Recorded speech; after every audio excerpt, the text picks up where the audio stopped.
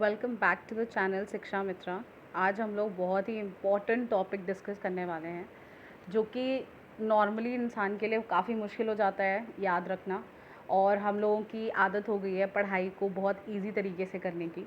तो इसलिए ज़्यादा दिमाग पे स्ट्रेस ना डाल के हम बहुत अच्छे से चीज़ों को याद कर सकते हैं बाय यूजिंग ट्रिक्स।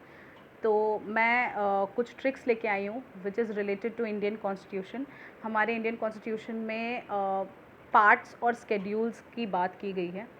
पार्ट्स में हमारे पहले 22 पार्ट्स थे और अब 25 हो गए हैं, और हमारे स्केड्यूल्स पहले 8 थे और अब 12 हो चुके हैं। तो ये 8-12 स्केड्यूल्स और ये 25 पार्ट्स याद रखने में थोड़ा सा मुश्किल होता है। तो उसके लिए मैंने बहुत ही इजी ट्रिक्स रखे हैं जिससे कि मैं याद रखती हूँ। तो आई होप कि वो हेल्प करेगा। सबसे पहले बात किया जाए अगर स्केड्यूल्स ऑफ इंडियन कॉन्स्टिट्यूशन के, तो वो 12 हैं। और 12 आप याद कैसे रख सकते हो उसके लिए ट्रिक मैंने निकाला है। Tears of old PM which is prime minister. तो टीयर्स ऑफ ओल्ड पीएम, जब कोई भी पीएम हमारा गद्दी से हटता है, प्राइम मिनिस्टर की पोस्ट से हटता है, तो वो रोता है। तो इस तरीके से हम याद रख सकते हैं कि टीयर्स ऑफ ओल्ड पीएम। तो टी से टेरिटरीज, ई से एम्योलमेंट्स, ए से अफर्मेशंस, आर से राज्यसभा, एस से स्केड्यूल एरियाज़, ओ से अदर एरियाज़। अदर एरियाज़ का क्या मतलब होता है ये मैं आपको अभी बताती हूँ। एफ से फेडरल स्टेट्स, ओ से ऑफिशियल लैंग्वेजेस, एल से लैंड रिफॉर्म्स, डी से डिफेक्शन लॉज, पी से पंचायत एंड एम से म्यूनिसिपैलिटीज़। तो ये आपके 12 स्केड्यूल्स हैं ऑफ इंडियन कॉन्स्टिट्यूशन। अब इसको हम लोग थोड़ा डिटेल में पढ़ लेते हैं। ओके, सो हम लोगों ने एक बहुत ही अच्छा ट्रिक याद रख दिया था स्केड्यूल्स ऑफ इंडियन कॉन्स्टिट्यूशन के लिए। Tears of old PM. So T से सबसे पहला जो हमारा स्केड्यूल है वो आता है यूनियन टेरिटरीज़ का। टी से territories, name of states and union territories and their territorial jurisdiction. जितने भी स्टेट्स और यूनियन टेरिटरीज़ हैं उनकी जो टेरिटोरियल ज्यूरिसडिक्शन मतलब कि जुडिशरी कौन सी उन पे लागू होगी। जैसे कि स्टेट के लिए है हाई कोर्ट, पूरे सेंट्रल इंडिया के लिए है हमारा सुप्रीम कोर्ट, डिस्ट्रिक्ट्स के लिए है डिस्ट्रिक्ट कोर्ट। तो ऐसे ही डिवाइडेशन होगा जिसमें फर्स्ट वाले में ये सब चीज़ें डिस्कस की गई हैं। सेकेंड है हमारा pays and allowances of president, governors, speaker of Lok Sabha, legislative assembly, जजेस of supreme court and high court. मतलब कि हमारे जितने भी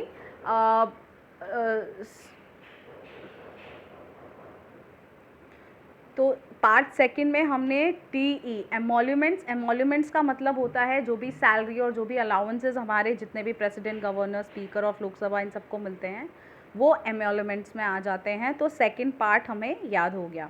थर्ड पार्ट है हमारा क्या था, टी ई ए।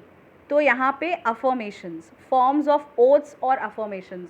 जो भी हमारा इलेक्ट होता है या सिलेक्ट होता है, हमारे जितने भी एग्जीक्यूशन या जुडिशरी से रिलेटेड लोग होते हैं उनको ओथ या अफर्मेशन दिलाया जाता है। वो जो होता है ना, जो बोलते हैं कि मैं शपथ लेता हूँ कि मैं भारत के संविधान को एंड आगे आगे।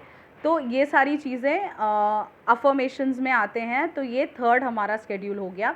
फोर्थ हमारा क्या था, R, Rajya Sabha, allocation of seats in Rajya Sabha. तो ऐसे आप फोर्थ याद रख सकते हो, मतलब कि राज्यसभा में कितने सीट्स किसको मिलेंगे। अब राज्यसभा में कितने लोग होते हैं, 250 मैक्सिमम नंबर्स ऑफ पीपल का प्रावधान है। अब 250 में 238 जो होंगे वो इलेक्टेड होंगे और 12 जो होंगे वो सिलेक्टेड होंगे। 12 कौन सिलेक्ट करेगा, हमारा प्रेसिडेंट। ओके, नेक्स्ट है हमारा fifth schedule, administration and control of schedule areas. जैसे अभी हमने पढ़ा TEARS, S means schedule areas, कि हमारे कंट्रोल और एडमिनिस्ट्रेशन कौन करेगा स्केड्यूल एरियाज़ में। और मैंने सिक्स्थ में बोला था कि अदर एरियाज़, ओ से अदर एरियाज़, तो मैं उसको थोड़ा और डीपली बताऊंगी। तो अदर एरियाज से आप ऐसे याद रख सकते हो कि कंट्रोल और एडमिनिस्ट्रेशन अदर एरियाज़। हमारे इंडिया में अगर मैं अदर की बात करूं, हम लोग हमेशा नॉर्थ ईस्टर्न हम लोग नहीं, मैं नहीं करती है, बट हम लोग कुछ लोग ऐसे होते हैं जो नॉर्थ ईस्टर्न लोगों को बोल के देख कर बोलते हैं कि अरे आप इंडिया से हो कि कहीं और से आए हो, किसी अदर कंट्री से आए हो। तो इस तरीके से आप याद रख सकते हो कि eastern states Assam, Meghalaya, Tripura and Mizoram, ये हमारे 4 स्टेट्स हैं जिनका एडमिनिस्ट्रेशन एंड कंट्रोल डिस्कस किया गया है हमारे 6th शेड्यूल में। नेक्स्ट है हमारा 7th शेड्यूल। 7th शेड्यूल में हमारा है क्या था हमारा OF। F से है हमारा division of powers between states and union list, state list and concurrent list. तो हमारे यूनियन लिस्ट में 100 सब्जेक्ट्स हैं, स्टेट लिस्ट में 61 और कॉन्करेंट लिस्ट में 52। तो मैंने OF से याद कराया था, F से मैंने कहा था फेडरल स्टेट्स। अब F फेडरल का मतलब होता है which is connected to central authority, ठीक है। It is not state law, it is central law. तो सेंट्रल के तरीके से अगर हम देखें तो यूनियन लिस्ट, स्टेट लिस्ट और कॉन्करेंट लिस्ट में क्या क्या चीज़ें आती हैं, ये हमारे 7th शेड्यूल में डिस्कस किया गया है। अब 8th शेड्यूल क्या था, ओल्ड PM, OLD। O से क्या था, O से हमारा क्या था, ऑफिशियल लैंग्वेजेस। अब आप देख सकते हैं कि 22 ऑफिशियल लैंग्वेजेस हैं हमारे इंडिया में, स्टेट्स हैं 28, बट 22 हमारे ऑफिशियल लैंग्वेजेस हैं, जिसमें से ये सारी चीज़ें आती हैं जिसमें। उसके बाद हमारा क्या था, L, लैंड रिफॉर्म्स एक्ट, ठीक है। लैंड रिफॉर्म्स एक्ट हमारा क्या हो जाएगा, 9th शेड्यूल। उसके बाद क्या था, old D, which is defection law. 10th schedule में हमारा क्या डिस्कस किया गया है, एंटी डिफेक्शन लॉ। उसके बाद था PM, which is 11th for panchayats and 12th for municipalities. So I hope कि ये आपको हेल्प किया होगा। आप देख सकते हैं कि इसमें कुछ आर्टिकल्स, कुछ अमेंडमेंट्स दिए हुए हैं, आप चाहें तो इसे रीड आउट कर सकते हैं। आई होप आपके लिए ये हेल्पफुल वीडियो होगा।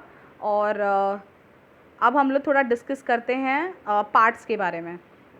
ओके, पार्ट्स की अगर मैं बात करूँ तो पार्ट्स के लिए मैंने बहुत ही लेंदी जो है ट्रिक रखा है, लेकिन हमारे पार्ट्स भी काफ़ी लेंदी हैं। तो अगर आप 25 पार्ट्स याद करने के बजाय अगर आप एक ये लाइन याद कर लोगे तो आई थिंक सारी चीज़ें अपने आप क्लियर हो जाएंगी। सो आप देख सकते हैं कि पार्ट्स ऑफ इंडिया कॉन्स्टिट्यूशन में एक लाइन है जो आप याद रख सकते हो। एक्चुअली एक नहीं, 2 लाइन्स हैं इसमें। You can fly directly from US to UP। अच्छा, इसमें मैंने जिसमें भी कैपिटल लेटर्स लिखे हैं वो आपके एक्चुअल पार्ट्स हैं। जो स्मॉल लेटर्स हैं उसको आप इग्नोर कर सकते हैं, वो सिर्फ सेंटेंस बनाने के लिए मैंने ऐड किया है। You can fly directly from US to UP to meet child Shyam and Ram.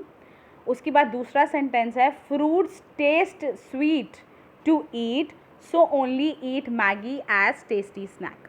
ठीक है, तो ये एक थोड़ा लेंदी सेंटेंस है। अगर आप इसे याद कर लो, आई थिंक ये याद करना ज़्यादा आसान होगा एज़ कम्पेयर टू हमारा जो 25 पार्ट्स हैं उसको अच्छे से याद करो। तो अब देख लेते हैं कि पार्ट्स हमारे क्या क्या हैं। Okay, so here are the parts. अब हम लोग एक एक करके ट्रिक से समझते हैं कि क्या क्या हम लोगों ने डिस्कस किया है। सबसे पहला था यू, ठीक है, यू कैन फ्लाई, उसके आगे आगे तो यू से union and it's territory part 1 में डिस्कस किया गया है। पार्ट 2 है सिटीजनशिप, यू कैन, ठीक है, समझ में आ रही हैं चीज़ें। उसके बाद फ्लाई था तो यहाँ पे फंडामेंटल राइट्स, ठीक है। फिर क्या था, डायरेक्टली तो directive principles, from fundamental duties US union and states to UP union territories and panchayats to meet. अब मैंने 2 को स्मॉल लेटर में किया था तो वो 2 आप इग्नोर कर सकते हैं। To meet municipalities, child cooperative societies, Shyam and Ram, schedule and tribal areas and relationship between the union and the states, ठीक है। उसके बाद जो हमारा दूसरा लाइन था वो देखते हैं। फ्रूट्स से था finance, property, contract and suits.